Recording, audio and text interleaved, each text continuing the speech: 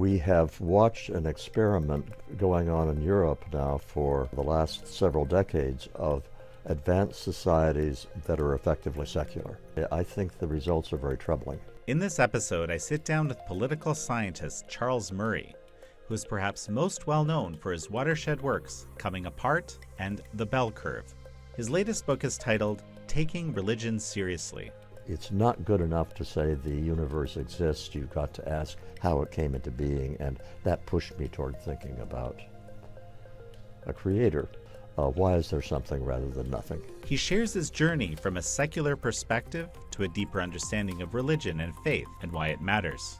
Is it true that we can be confident that consciousness exists only in the brain? And the funny thing is, we actually cannot. This is American Thought Leaders, and I'm Yanya Kellick.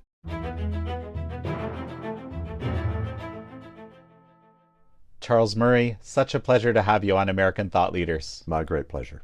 Let me start with a quote. Millions are like me when it comes to religion, well-educated and successful people for whom religion has been irrelevant. And I'll just add that that's kind of was like me for a lot of my life. For them, I think I have a story worth telling. What's the story? First, let me just characterize a little bit more what that quote summarizes, which is, I'm not talking about people who are ardent atheists. I'm not talking about, I'm talking about people for whom the college experience probably taught them that smart people don't believe that stuff anymore. And it was just in the air. I don't know about your experience, but I went to Harvard in the fall of 1961. That's a long time ago.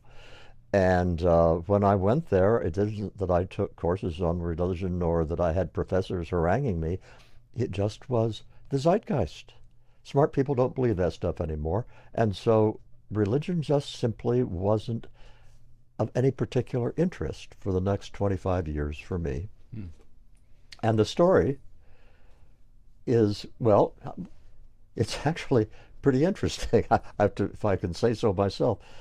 In 1985, my wife Catherine had our first child together, Anna, and after a couple of months, she said to me, you know, I love Anna so much, I have a hard time telling where I stop and she begins. And then, either then or a few weeks later, she came up with a line that has since been quoted by Michael Gerson and David Brooks, and because it's such a beautiful line, namely, I love Anna more than evolution requires, which is what you get with an Oxford and Yale educated woman who says, I understand evolutionary biology, I buy into it, I know that to pass on genes, women better love their babies, but she was saying, no, I'm experiencing something beyond that. And that led her to say that try to find a faith tradition that she could rejoin. She'd been grown up as a Methodist and feel comfortable doing it. All of this I watched saying, well, I'm happy for her, I hope it works out, but it has nothing to do with me. And she found Quakerism met her needs, and over the next several years she became a very active Quaker, not in the social activist sense, but contemplative prayer, meditation, and also digging deeper and deeper into Christian beliefs, focusing not on the miracles of the resurrection or anything, but focusing on the teachings of Jesus of Nazareth. Again, that was all going on independently of me. I stayed home on Sundays and took care of our babies. And about the middle of the 1990s, having been exposed to this for so long, I had reached a couple of thoughts that became very important. One was that I had to recognize there is such a thing as a quality known as spiritual perception. You know, it's easy for most people to accept that some people are tone deaf. They hear a Beethoven sonata and it just sounds like discordant noises. People who have very high IQs go to a museum and see a great painting and they pass by it in 5 seconds because they don't really see anything there. They aren't moved by it.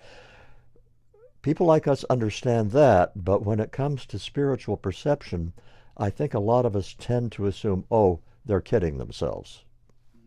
They're deluding themselves. There isn't really this access to spiritual insights that they have that I don't have.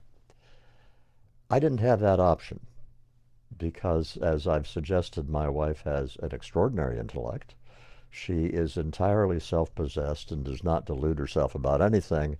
And it was me who had to accept that I couldn't follow her on this trip that she was taking, but I kind of wanted to. Then there followed a series of nudges where I had to suddenly call into question my unreflective assumption that religion can't possibly have anything in it. I don't want to get into too much detail on those because it would take us too deep into the weeds. But such things as, for example, why is there something rather than nothing? Which is a phrase that I should have known existed. Heidegger said it a long time ago, and the others had said it in previous centuries, but I heard it first from Charles Krauthammer, the late columnist, and I thought it was original with him, but it struck me. It said, it's not good enough to say the universe exists, you've got to ask how it came into being, and that pushed me toward thinking about a creator.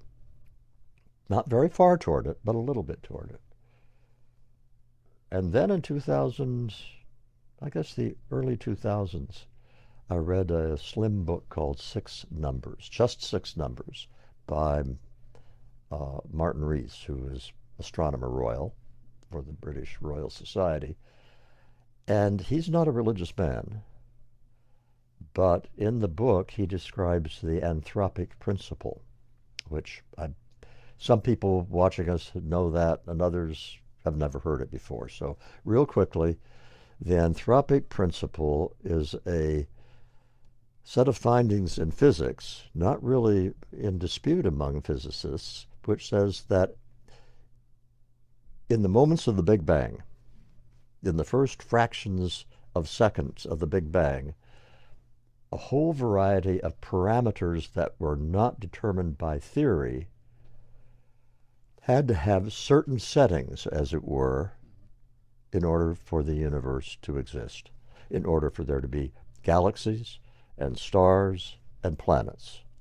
If those settings had been slightly different, you would have had a universe of black holes, you would have had a universe of radiation, no life. Well, this sort of sets up a problem, because the odds against those settings being just right are literally trillions to one. So, what are our options? We can say, well, we're alive and we live in a universe which permits life, so why worry about it? That's kind of like being in front of a firing squad with 100 expert marksmen and they all fire and they all miss. Yeah, you're still alive. Why did it happen? Right? Yeah. It's okay to be curious about it. Mm-hmm. And there the two options are, it was by chance, and the other option being a higher authority directed that everybody miss. That seemed to me a lot more plausible. Now, the physicists have another theory, which is called multiverse theory, which says that this isn't the only universe. There are millions of universes. I have a very hard time with that one every time I go outside at night and look into a cloudless night sky and say, there are millions of these? And no, I can't make myself say that. So I came away from that, having, much to my surprise, said, I think that some mysterious force created an intentional universe that permits life. So that was a pivotal event. Charles, we're going to take a quick break right now. Okay. And folks, we're going to be right back. And we're back with Charles Murray, author of Taking Religion Seriously. It fascinates me that we've gone through, several generations now where the default, the sort of the correct view is supposed to be that this is not rational part of life, that this is not, and what is the impact of that? If you actually do believe that that connection with God is a central element of human existence, which I believe, I believe it because it was sort of, because it happened, right? But how radically did that transform our societies to start believing that I think that it's profound.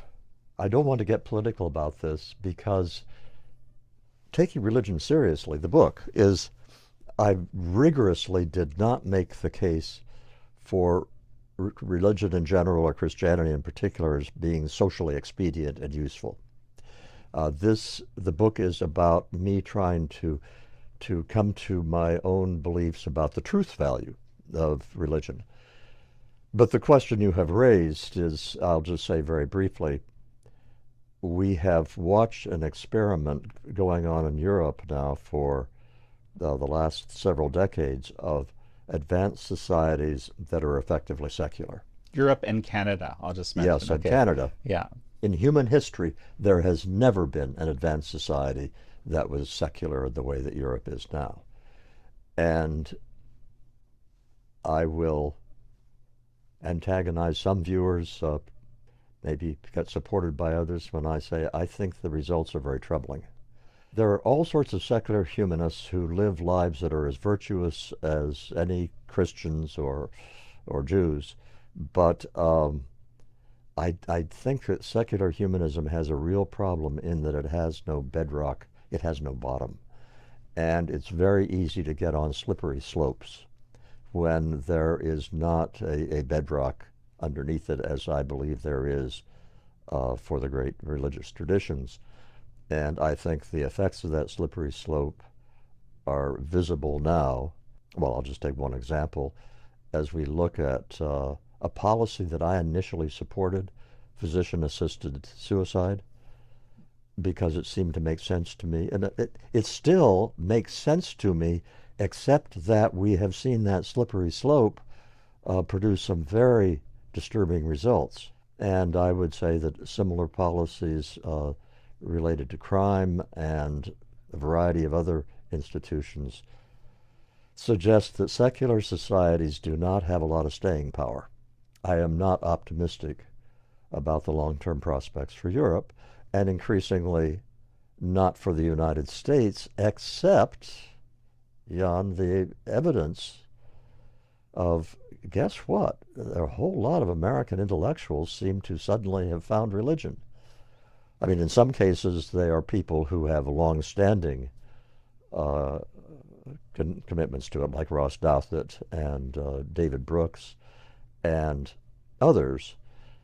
But there are lots of newcomers to professing, in most cases, Christianity, and still others who are speaking respectfully of religion in ways that they didn't before. So it may be there is a revival in the wings here someplace. Most stunningly, if I may, Richard Dawkins.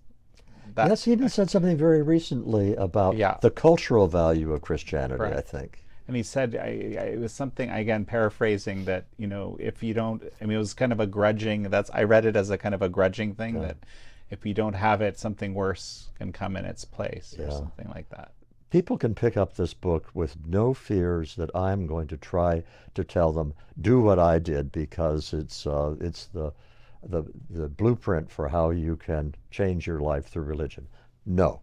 This is going to be watching a guy who has been unable to keep up with his wife, who is making big progress, and is forced to cobble together, using the things that I am good at, ways of digging into religion that worked for me. And that's what I did. And that's what I describe.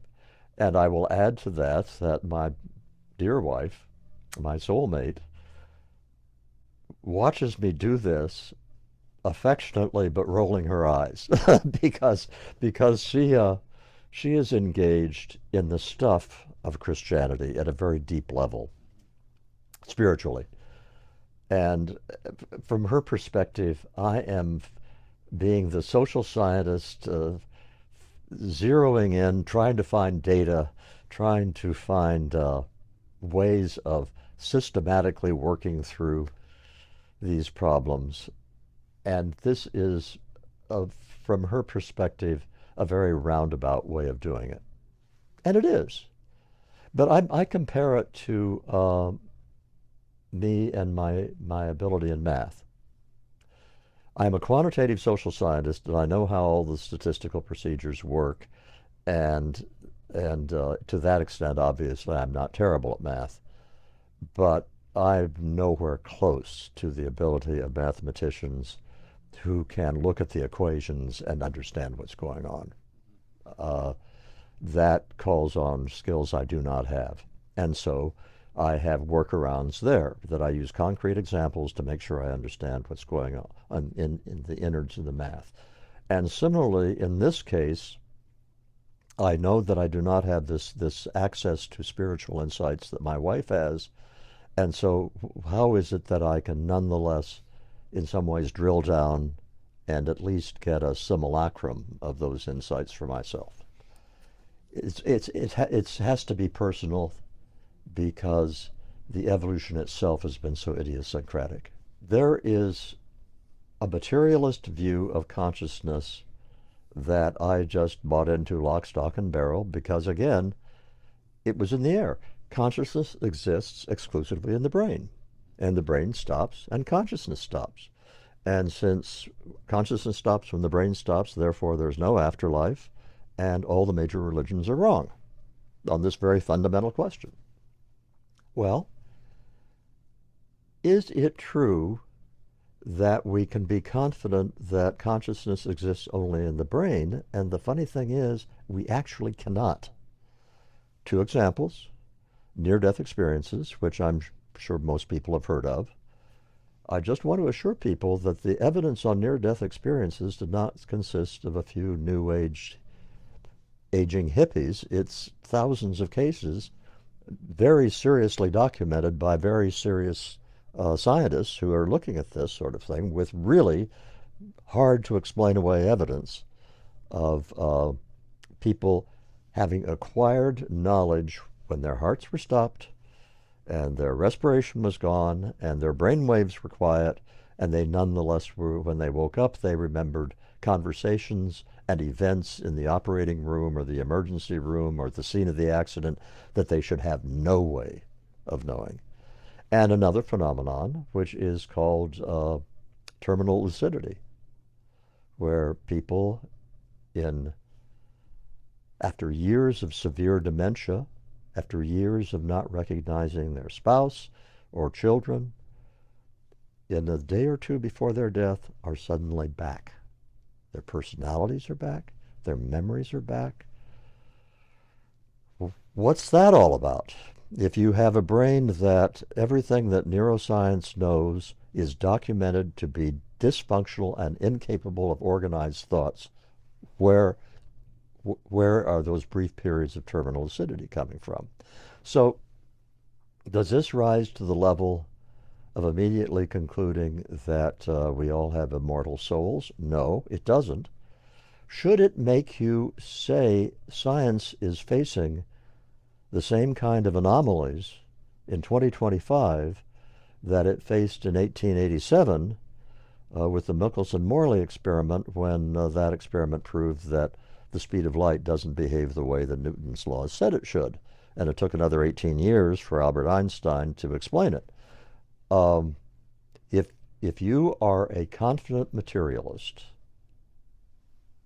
in the current era, it's because you have not been paying sufficient attention to what is being learned. No, absolutely. And these whole new kind of, well, let's say, complicated areas of inquiry, right? Where you talked about the speed of light and the theory of relativity, going down to the other side, like the way the particles behave.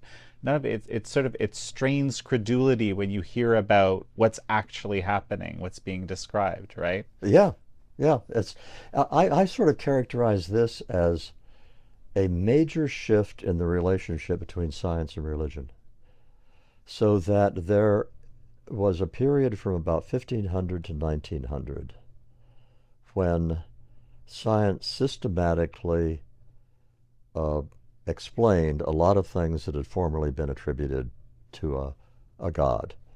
Earthquakes, thunderstorms, I mean, you name it, natural phenomena. But then you also had, in the Enlightenment, you had Newton's clockwork universe that did not require a deity to make it function.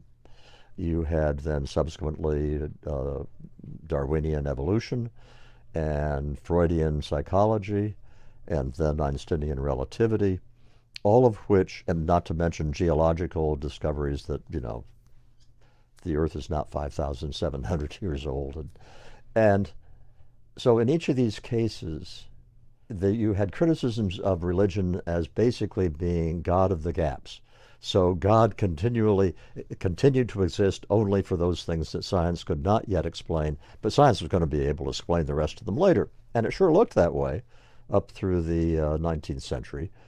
In the 20th century, beginning with the astronomical discoveries that led to the verification of the Big Bang, science has been uncovering mysteries that we never knew existed before, quantum mechanics being a huge part of that, and religion has had answers, parsimonious answers, to things that have baffled science. When the Big Bang theory was first proposed back in the 1920s, it was derided in part because it was so obviously an attempt to put a scientific gloss on Genesis. Let there be light. Well, guess how it worked out.